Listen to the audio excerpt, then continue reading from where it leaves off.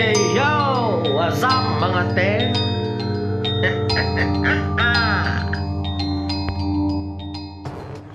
Topic natin ngayon ay how to install engine cover or engine guard.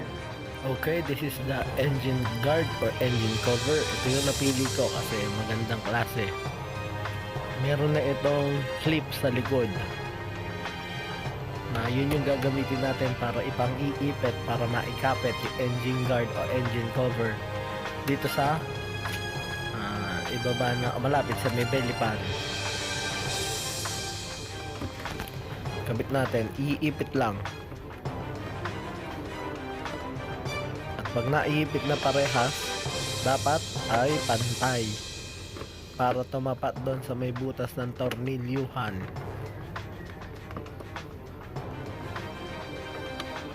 Ayan.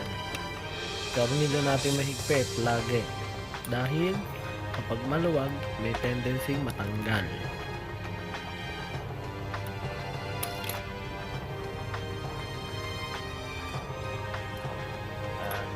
Number 4, Allen key. Yun.